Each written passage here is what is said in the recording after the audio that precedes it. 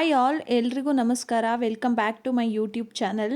ಯಾರೆಲ್ಲ ನನ್ನ ಚಾನಲ್ನ ಹೊಸ್ದಾಗಿ ನೋಡ್ತಾ ಇದ್ದೀರಾ, ದಯವಿಟ್ಟು ಸಬ್ಸ್ಕ್ರೈಬ್ ಮಾಡಿ, ಸಪೋರ್ಟ್ ಮಾಡಿ ಅಂತ ಕೇಳ್ಕೊತ ನಾನು ಇವತ್ತು ಮಾಡ್ತಾ ಇರೋ ರೆಸಿಪಿ ಬಂದು ಇವಾಗೆಲ್ಲ ಫೇಮಸ್ ಆಗಿರುವಂಥ ಫೇಮಸ್ ಬೆಳ್ಳುಳ್ಳಿ ಕಬಾಬ್ ರೆಸಿಪಿನ ಮಾಡ್ತಾ ಇದ್ದೀನಿ. ನಾನು ಅರ್ಧ ಕೆ.ಜಿಗಿಂತ ಜಾಸ್ತಿ ಚಿಕನ್ ತೊಗೊಂಡಿದ್ದೀನಿ. ಅದಕ್ಕೆ ಬೇಕಾಗಿರೋ ಇಂಗ್ರೀಡಿಯೆಂಟ್ಸ್ ಕೂಡ ತೋರಿಸ್ತಿದ್ದೀನಿ ನೋಡಿ. ಒಂದು 4 ಗೆಡ್ಡೆಯಷ್ಟು ಬೆಳ್ಳುಳ್ಳಿನ ಸುಲಿದ್ಬಿಟ್ಟು ತೊಗೊಂಡಿದ್ದೀನಿ. ಒಂದು 2 ಇಂಚಷ್ಟು ಶುಂಠಿ ಬೇಕಾಗುತ್ತೆ. ಸ್ವಲ್ಪ ಕರ್ಬೇವಿನ ಸೊಪ್ಪು, ಸ್ವಲ್ಪ ಕೊತ್ತಂಬರಿ ಸೊಪ್ಪು ಬೇಕಾಗುತ್ತೆ. ಒಂದು 4ರಿಂದ ನಮ್ಗೆ ಖಾರಕ್ಕೆ ಎಷ್ಟು ಬೇಕೋ ಅಷ್ಟು ನಾನು 4 ಹಸಿಮೆಣ್ಸಿನ್ಕಾಯಿ ಸೇರಿಸ್ಕೊಂಡಿದ್ದೀನಿ. ನಿಮಗೆ ಖಾರಕ್ಕೆ ಎಷ್ಟು ಬೇಕೋ ಅಷ್ಟನ್ನು ಹಸಿಮೆಣ್ಸಿನ್ಕಾಯಿ ಸೇರಿಸ್ಕೊಳ್ಳಿ. ಇದಕ್ಕೆ ಚಕ್ಕೆ ಲವಂಗ ಕೂಡ ಸೇರಿಸ್ಕೋಬೋದು. ನನಗೆ ಆ ಫ್ಲೇವರ್ ಇಷ್ಟ ಇಲ್ಲ ಅಂತ ಹೇಳ್ಬಿಟ್ಟು ನಾನು ಸೇರಿಸ್ಕೊಂಡಿಲ್ಲ. ಇದನ್ನು ಪೇಸ್ಟ್ ಮಾಡ್ಕೊಳ್ಳೋಣ. ಈ ಪೇಸ್ಟ್ನ ಮಾಡೋದಕ್ಕೆ ನೀವು ಜಾಸ್ತಿ ನೀರೆಲ್ಲ ಹಾಕ್ಬಿಟ್ಟು ಪೇಸ್ಟ್ನ ಮಾಡ್ಕೋಬೇಡಿ. ಆದಷ್ಟು ಕಡಿಮೆ ನೀರಲ್ಲೇ ಎಷ್ಟಾಗುತ್ತೋ ಅಷ್ಟು ಪೇಸ್ಟ್ ಮಾಡ್ಕೊಳ್ಳೋಕ್ಕೆ ಟ್ರೈ ಮಾಡಿ. ಪೇಸ್ಟೆಲ್ಲ ಮಾಡ್ಕೊಂಡಾದ್ಮೇಲೆ ಸೈಡ್ಗೆ ಎತ್ತಿಟ್ಕೊಳ್ಳಿ. ನಾನು ಚಿಕನ್ ಕೂಡ ಎಲ್ಲ ತೊಳೆದು ರೆಡಿ ಮಾಡಿ ಇಟ್ಕೊಂಡಿದ್ದೆ.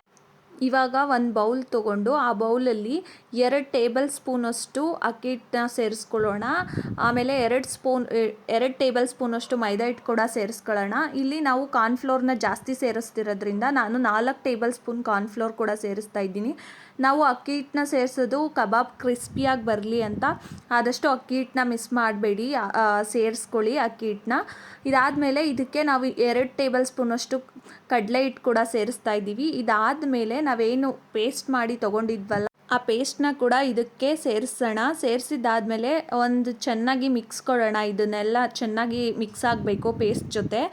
ಹಿಟ್ಟುಗಳೆಲ್ಲ ಒಂದು ಸತಿ ಚೆನ್ನಾಗಿ ಕಲಸಿದಾದ್ಮೇಲೆ ನಾವೇನು ತೊಳೆದು ರೆಡಿ ಮಾಡಿ ಇಟ್ಕೊಂಡಿದ್ವಲ್ಲ ಆ ಚಿಕನ್ ಕೂಡ ಇದಕ್ಕೆ ಸೇರಿಸೋಣ. ಚಿಕನ್ ಎಲ್ಲ ಸೇರಿಸಿದಾದ್ಮೇಲೆ ಚಿಕನ್ಗೆ ಈ ಮಸಾಲೆ ಎಲ್ಲ ಹಿಡಿಬೇಕು. ಸೊ ಆ ಥರ ಒಂದು ಗುಡ್ ಮಿಕ್ಸ್ ಕೊಡೋಣ. ಇದಕ್ಕೆ ಚೆನ್ನಾಗಿ ಕಲಸಿದಾದ್ಮೇಲೆ ಇದಕ್ಕೆ ನಾನು ಒಂದು 2 ಟೇಬಲ್ ಸ್ಪೂನಷ್ಟು ಮೊಸರು ಕೂಡ ಆ್ಯಡ್ ಮಾಡಿದ್ದೀನಿ. ಆಮೇಲೆ ಕಂಪ್ಲೀಟ್ ಒಂದು ಮೊಟ್ಟೆನ ನಾನು ಆ್ಯಡ್ ಮಾಡಿಲ್ಲ, ಬಿಕಾಸ್ ನಾನು ಅರ್ಧ ಕೆ.ಜಿ ಅಷ್ಟೇ ಚಿಕನ್ ತೊಗೊಂಡಿರೋದ್ರಿಂದ. ಇದಕ್ಕೆ ಒಂದು ಮೊಟ್ಟೆ ಆ್ಯಡ್ ಮಾಡಿದ್ರೆ ಕಬಾಬು ಚೆನ್ನಾಗಿರಲ್ಲ, ತುಂಬ ಸ್ಮೂತ್ ಆಗಿಬಿಡುತ್ತೆ, ಕ್ರಿಸ್ಪಿಯಾಗಿರಲ್ಲ. ಸೊ ಅದಕ್ಕೆ ನಾನು ಅರ್ಧ ಮೊಟ್ಟೆ ಅಷ್ಟೇ ಯೂಸ್ ಮಾಡಿದ್ದೀನಿ. ನೀವೇನಾದರೂ 1 ಕೆ.ಜಿ ಕಬಾಬ್ ಮಾಡೋದಾದರೆ ನೀವು ಕಂಪ್ಲೀಟ್ 1 ಮೊಟ್ಟೆ ಕೂಡ ಯೂಸ್ ಮಾಡ್ಕೋಬೋದು. ಎಲ್ಲ ಇಂಗ್ರೀಡಿಯೆಂಟ್ಸು ಆ್ಯಡ್ ಮಾಡಿದ್ದಾದಮೇಲೆ ಚೆನ್ನಾಗಿ ಒಂದು ಮಿಕ್ಸ್ ಕೊಟ್ಟು ಇದಕ್ಕೆ ಉಪ್ಪು ಆ್ಯಡ್ ಮಾಡಿ. ಉಪ್ಪು ಆ್ಯಡ್ ಮಾಡಿದ್ದಾದಮೇಲೆ ಚೆನ್ನಾಗಿ ಇನ್ನೊಂದು ಸಲ ಮಿಕ್ಸ್ ಮಾಡಿದ್ದಾದಮೇಲೆ ಒಂದು 5 ಮಿನಿಟ್ಸ್ ಮುಚ್ಚಿಡಿ. ಅದು 5 ಮಿನಿಟ್ಸ್ ಬಿಟ್ಟಾದಮೇಲೆ ನೀವು ಇದನ್ನು ಎಣ್ಣೆಲಿ ಹಾಕಿ ಕರಿಬೋದು. ನೋಡಿ, ನಾವಿವಾಗ ಎಣ್ಣೆಯಲ್ಲಿ ಬಿಡ್ತಾ ಇದ್ದೀವಿ ಕಬಾಬ್ನ. ಸೊ ಇದು ಫ್ರೈ ಆಗ್ತಾ ಇರಲಿ. ಈ ಕಬಾಬ್ ಅಂತೂ ನಾನು ಆಲ್ರೆಡಿ ಟೇಸ್ಟ್ ಮಾಡಿದೆ, ತುಂಬಾ ಚೆನ್ನಾಗಿ ಬಂದಿತ್ತು, ತುಂಬಾ ಕ್ರಿಸ್ಪಿಯಾಗಿ ಬಂದಿತ್ತು ಕೂಡ.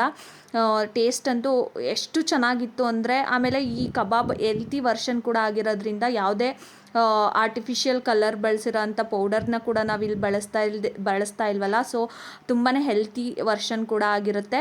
ನಮ್ಮ ಮನೆಯಲ್ಲೇ ಸಿಗೋ ಇಂಗ್ರೀಡಿಯೆಂಟ್ಸಿಂದ ಮಾಡೋದ್ರಿಂದ ತುಂಬ ಟೇಸ್ಟಿಯಾಗಿ ಕೂಡ ಇರುತ್ತೆ. ನೀವು ನಿಮ್ಮ ಮನೇಲಿ ಈ ರೆಸಿಪಿನ ಟ್ರೈ ಮಾಡಿ. ಈ ರೆಸಿಪಿಗೆ ಆದಷ್ಟು ಬೆಳ್ಳುಳ್ಳಿನ ಜಾಸ್ತಿ ಯೂಸ್ ಮಾಡಿ, ಆವಾಗ ಟೇಸ್ಟ್ ಕೂಡ ತುಂಬಾ ಚೆನ್ನಾಗಿರುತ್ತೆ ಅಂತ ಹೇಳ್ತಾ, ನೀವು ಈ ರೆಸಿಪಿನ ನಿಮ್ಮ ಮನೇಲಿ ಟ್ರೈ ಮಾಡಿ ಹೇಗೆ ಬಂದಿತ್ತು ಅಂತ ಕಮೆಂಟ್ ಸೆಕ್ಷನಲ್ಲಿ ತಿಳಿಸೋದನ್ನು ಮರಿಬೇಡಿ.